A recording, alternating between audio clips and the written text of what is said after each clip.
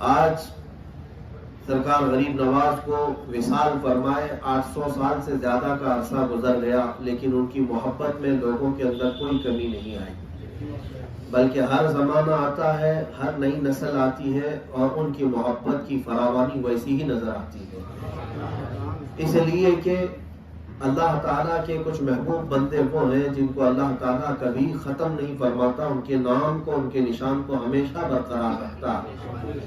بہت ساری کرسیاں آئیں گئیں، کتنے حکومت کیے اور چلے گئے، کچھ تو بادشاہ آئے 40 سال 50 سال بھی حکومت کیے، لیکن اب ان کی تاریخ جاننے والے لوگ بھی کم رہ گئے۔ کسی حاشیے میں ان کا نام لکھا ہوگا، بلکہ دور کیوں جائے، فی الحال ہم زمانے کو دیکھتے ہیں، 5 سال حکومت کرنے والا اتنے نشے میں، غرور میں، نہ جانے کیا کیا اپنے دبدبے دکھاتا ہے، لیکن جب اس کی میعاد ختم ہو جائے اور عمر ڈھلنے کو آ جائے تو پھر کسی اخبار کی چھوٹی سی کٹنگ میں بھی نام نہیں آتا، کسی کچرے کے ڈبے میں چلا جاتا ہے۔ تو یہ وہ حکومتیں ہیں جو طاقت کے بل بوتے پر آئیں یا پھر مال و دولت اور حرص و طمع کے بل بوتے پر آئیں، لیکن سرکار غریب نواز رضی اللہ تعالیٰ عنہ کی حکومت وہ ہے جو عشق رسول کے بل بوتے پر آئی، اللہ رب العزت کی ذات پر توکل کے بل بوتے پر آئی، جس کی وجہ سے آج تک سینوں پر ان کی حکومت طاری ہے، جاری ہے اور جاری رہے گی انشاءاللہ۔ میرے عزیزوں، میں آپ کو بتاؤں کہ آپ کی ولادت سے لے کر مختصر سی تاریخ میں آپ کو بتاؤں گا، اور اس کے بعد آج عرس غریب نواز کا ایک میسج آپ کے درمیان نشر کرنا چاہتا ہوں۔ سنجر کا وہ علاقہ جہاں آپ کی ولادت ہوئی، تو آپ کو سنجری بھی کہا جاتا ہے۔ سنجر وہ ایک محلے کا نام تھا، ایک چھوٹی سی بستی جہاں پر آباد تھی، لیکن آپ کو بتاؤں وہ علاقہ ایسا ہے، تاریخ میں لکھا گیا ہے، میں نے اور دوسرے علاقوں کے بارے میں تو نہیں پڑھا، لیکن سنجر کے بارے میں لکھا گیا ہے کہ پورے سنجر میں رہنے والا کوئی ایک شخص بھی ایسا نہیں تھا جس کی تہجد قضا ہوتی ہو۔ سنجر کا علاقہ ایسا تھا کہ ہر گھر کا ہر فرد تہجد کی نماز کا پابند تھا۔ جس محلے میں آپ کی ولادت ہوئی، ایک بار ایسا اتفاق ہوا، آپ کے والد حضرت غیاث الدین، نام سنا ہوگا، اتفاق ایسا ہوا کہ تہجد کو اٹھنے والے لوگ جو ہے وہ فجر سے پہلے اٹھتے اور اپنی تہجد کی نماز ادا کرتے، اس کے بعد تھوڑی تسبیح اور ذکر و اذکار کے بعد فجر کی اذان ہوتی، نماز پڑھتے، یہ وہاں کا معمول تھا۔ تو رات کو معمول کے مطابق جب سنجر کے لوگ تہجد کے لیے اٹھے تو زیادہ اجالا ہو چکا تھا، اجالا اتنا ہو چکا تھا کہ فجر محسوس ہونے لگ گئی۔ تو اسے بڑا افسوس ہوا اٹھنے والے کو کہ آج ہماری تہجد قضا ہو گئی، کہ غفلت ہو گئی۔ پھر اس نے ادھر ادھر نظر دوڑائی تو ہر کسی کو دیکھا، گھر سے کوئی نکل رہا ہے، کوئی ادھر سے نکل رہا ہے، جس سے بھی پوچھو تو پتا چل رہا ہے اس نے بھی تہجد نہیں پڑھی، اس نے بھی نہیں پڑھی، سب کی قضا ہے۔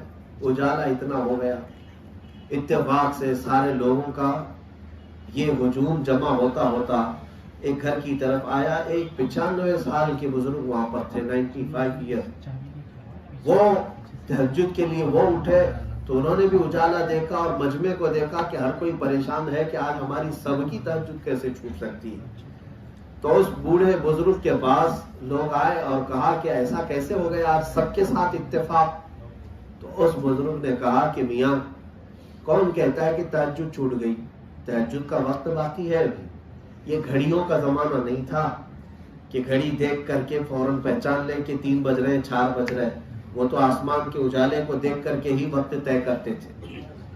اس 95 سال کے بزرگ نے کہا، کون کہتا ہے تہجد چھوٹ گئی؟ کہا میاں دیکھتے نہیں اتنا اجالا ہو گیا۔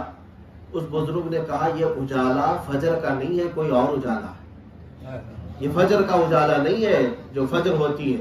تو کہا اور کون سا اجالا ہے؟ تو وہ کہنے لگے چلو میرے ساتھ، سارا مجمع ان کے پیچھے پیچھے چلنے لگا۔ تو وہ ایک گھر سے اتنا اجالا آ رہا تھا، وہ حضرت غیاث الدین کا گھر تھا۔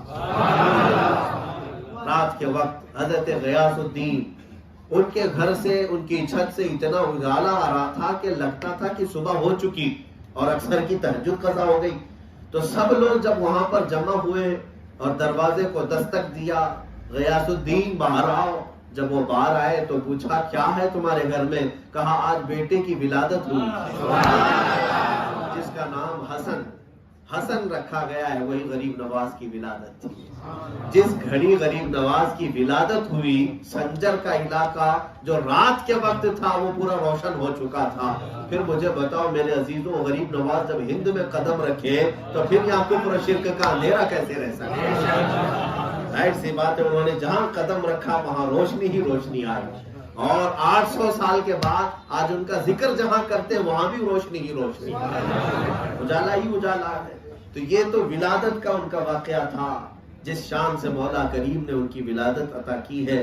ان کے گھر میں ان کی ماں بھی پرہیزگار، ان کے والد بھی پرہیزگار، اور دونوں صحیح النسب سادات میں سے ہیں۔ حضرت غریب نواز حسینی سادات میں سے تھے۔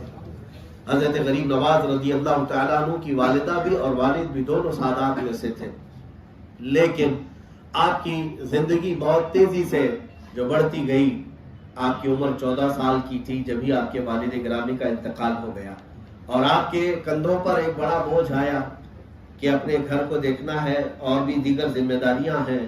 تو والدہ نے ان کے شوہر کی طرف سے جو وراثت ملی تھی وہ جلد سے جلد اپنی اولاد میں تقسیم کر دیا۔ حضرت سرکار غریب نواز کے وراثت میں ایک باغیچہ آیا جو انگوروں کا باغیچہ تھا، تو اس باغیچے کی دیکھ بھال آپ نے اپنا مشغلہ بنا لیا کہ اب میں اسی باغیچے کو دیکھتا ہوں اور اسی میں میرا گزر بسر چلے گا، جبکہ آپ حافظ قرآن ہو چکے تھے 7 سال کی عمر میں،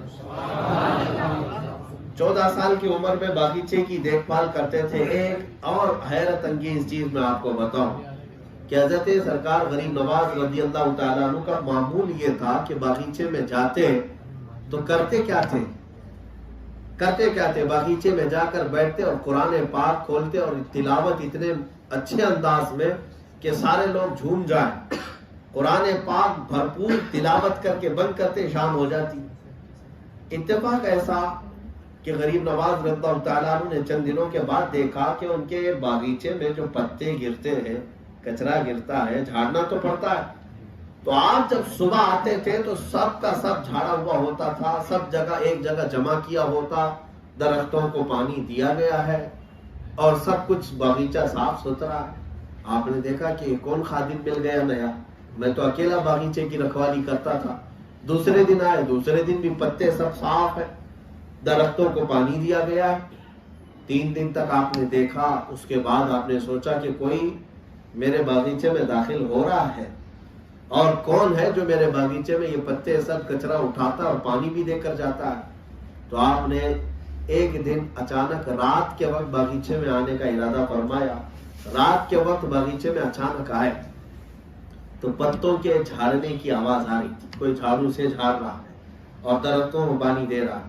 حضرت غریب نواز اپنے باغیچے کے دروازے کے قریب ہی کھڑے ہو کر کے پکارتے ہیں کہ جو کوئی بھی میرے باغیچے میں آیا ہے فوراً کے فوراً میرے پاس آ جائے، کون ہے وہ اور میری اجازت کے بغیر کون یہ جھاڑو جھاڑ رہا ہے۔ تو تھوڑی دیر کے لیے جھاڑنے کی آواز رک گئی، پانی کی آواز رک گئی، پھر آپ نے دوبارہ پکارا، تیسری مرتبہ پکارا تو سامنے کچھ شخصیات آئیں، وہ عام لوگ نہیں تھے، وہ جنات تھے۔ ان کی شکلیں اتنی بڑی بڑی، وہ اپنے مخصوص لباس میں تھے۔ حضرت غریب نواز رضی اللہ تعالیٰ عنہ نے پوچھا کہ تم کون لوگ ہو؟ کہا ہم قوم جنات سے ہیں۔ کہا یہ میرے باغیچے کی صفائی تم کیوں کر رہے ہو؟ وہ جنات کہتے ہیں اس لیے کہ ہم نے پڑھا ہے ہر شاگرد اپنے استاد کی کوئی خدمت ضرور کر سکتا ہے۔ کہا یہ کون سی نسبت ہے؟ کہا ہم برسوں سے قرآن پاک کی تلاوت کرتے ہیں، برسوں سے قرآن پاک، مومن بھی ہوتے ہیں جنات میں، کافر بھی ہوتے ہیں جنات میں، تو مومن جنات کی بات چل رہی ہے۔ ہم برسوں سے قرآن کی تلاوت کرتے ہیں لیکن ہمیں تجوید کا علم نہیں تھا۔ صبح سے شام تک جو آپ باغیچے میں بیٹھ کر قرآن کی تلاوت کرتے ہیں، ہم بغور اس تلاوت کو سن کر اپنی تجوید درست کرتے ہیں، ہمارے مخارج، ہماری تجوید درست ہوتی ہے۔ اس اعتبار سے آپ ہمارے استاد ہیں اور استاد کے باغیچے کی صفائی کرنا کون سی بری بات ہے؟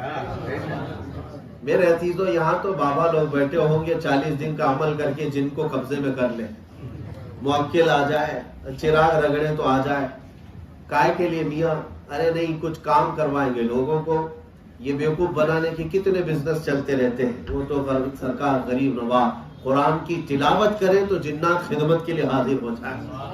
میرے عزیزوں یہ بات بعید نہیں ہے کہ اللہ تبارک و تعالیٰ نے تمہیں اشرف المخلوقات بنایا، جنات سے کئی زیادہ پاور تمہیں عطا فرمایا، لیکن جو لوگ اپنی طاقت اور اپنی حیثیت کو سمجھے بغیر موکل اور جنات کو قبضے میں کرنے کے لیے پتہ نہیں کیا کیا عملیات کر کے خود کو تباہ کرتے ہیں، یہ خام خیالی ہے۔ ضرورت نہیں، تم اپنے پاور اپنی طاقت کو بڑھاؤ، ذکر الہی سے تمہاری روح اتنی پاورفل ہو سکتی ہے کہ ہزاروں جنات تمہاری شاگردی پر فخر کریں گے، ہاں تمہاری غلامی اور تمہاری خدمت پر فخر کریں گے۔ یہ ضرورت نہیں ہے۔